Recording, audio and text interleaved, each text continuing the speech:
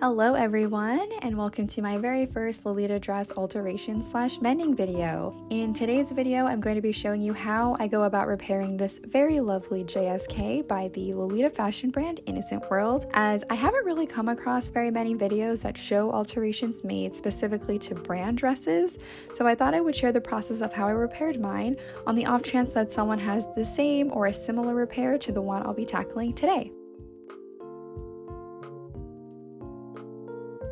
For today's repair, I'm going to be replacing some of the elastic within the back shirring panel of the dress, as it has been very noticeably stretched out, especially along this top section here. And as you can see, the top elastic band has pretty much lost all of its elasticity to the point where the elastic really doesn't spring back even after it's been pulled, and will instead just kind of hang loosely in this kind of wavy state, I don't know what you call it, creating a bit of a gap in the back of the bodice. And overall, it just makes the JSK look really unflattering when it's worn, and it also just fits really loosely on me in the bust area, which I'm not a huge fan of. So this is definitely something that needed to be fixed, as I really like this JSK and would love to wear it more as we enter into the fall and winter months. But before we jump into the actual alteration, I did just want to put out a huge disclaimer for this video and say that I am in no way an expert in Lolita dress alterations, or with sewing alterations in general for that matter. Despite having almost an entirely secondhand wardrobe, this was actually the first time that I ever had to alter or replace anything on a Lolita dress, so this entire process was very much a learning experience for me. So please keep these things in mind if you plan on asking me any alteration type questions or making suggestions on alternative ways that this alteration could have been completed. But alright, moving right on into the materials. To complete this repair, I'll be using some white 1/4 inch wide elastic, which is the same width and color as the elastic used in the JSK, as you can see here. I'll also be using some thread in a matching color as the dress, some scissors, a safety pin, sewing pins, and a seam ripper.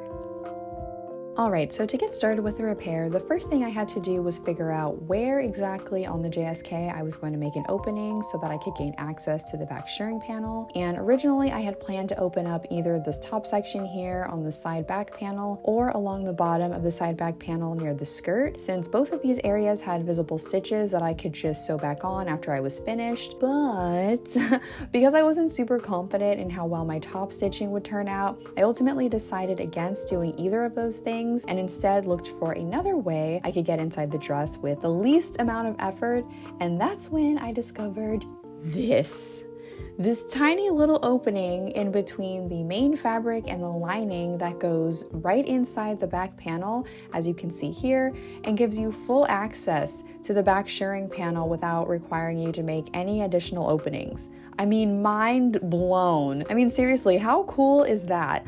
Also, was I the only one who didn't know that these little openings existed? Because this was definitely new information to me when I first came across it. I also checked several of my other sheared dresses and found the exact same little opening on all of my Innocent World and AP dresses. So these are definitely intentional openings left on the dresses when they were being made versus some kind of damage caused by like a previous owner or something like that. Unfortunately, I don't own any lined baby dresses to confirm whether or not their sheared dresses are made the same way, but if any of you watching this do, please go and check your dresses and let me know in the comment section if they also have these little openings as well. But anyways, after I discovered these little openings, I pretty much decided at that point that this was the opening I would use to perform this alteration, as it A, didn't require me to create any type of new opening that would likely be visible from the outside, and B, would neatly hide away any of the stitches that I did make within the side panel of the dress, which I really liked. To begin the alteration, the first thing I needed to do was to try and push as much of this side back panel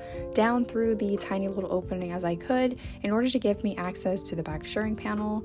And admittedly, this was a bit of a struggle, primarily on the side that had the zipper attached, as you really don't have a ton of space to work with. So this side did take a bit of time, but eventually I was able to get enough of the back panel out to be able to access the main elastic channels that needed to be altered. I decided I would would replace the first 3 rows of elastic, as these were the ones that felt the most stretched out to me during my try on. So after I had the shirring panel out, I then carefully began to remove the stitches on both sides of the dress until the elastic inside was completely free and I was able to pull it out.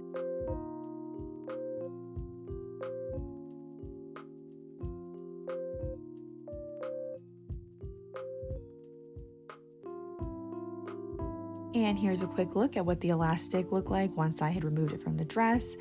And this is where you can really start to see just how stretched out everything was, as well as how desperately this dress needed this repair in general. So I'm very happy that I decided to tackle this alteration now before it got any worse than it already was. With the old elastic now removed, I then measured and cut 3 new strips of elastic to around 7 inches in length.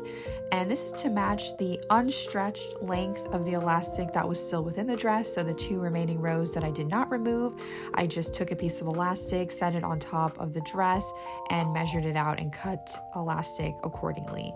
Next, it was time to insert the elastic inside the dress, and I did this by attaching a safety pin to one side of the elastic and then feeding it through the shirring channel until there was about a ½ inch left on the end, as you can see here. I then went back in between the lining and the main fabric and pulled the shirring panel down through the little opening so that I could realign it with the fabric from the side panel, as well as pin the elastic in place from the inside of the dress, since this is where I will be sewing later on. With that end now secured, I just continued pushing the elastic through to the other side, removed the safety pin, and then pinned the elastic in place from the inside of the dress as I did with the other side.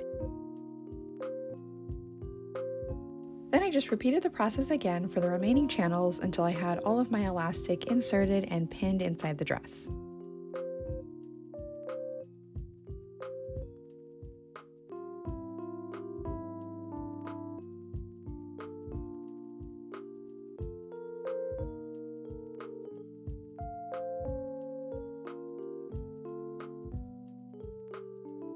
Once I had all the elastic inserted, it was finally time to sew everything in place. To do this, I just used a simple straight stitch starting at the top of the side panel and then sewed all the way down slightly past the 3rd row just to secure those stitches that were closer to the 4th row so that nothing came undone when I put it on.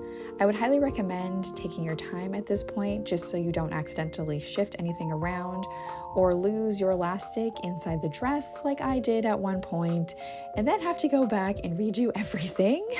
Yeah, not fun, but a simple solution there would be to just use more pins when you're sewing and also to give yourself some additional length with your elastic strips so that you have more elastic to work with when you're sewing. But yeah, once I finished sewing everything, I just turned everything right side out and she was done. So despite this being a fairly simple alteration, this actually did take me quite a bit of time just because I really took my time with this and tried my best to make sure I was doing as good a job as I could just so that I wouldn't have to redo anything in the future. But I think overall, I would say this turned out really nice for my first ever alteration.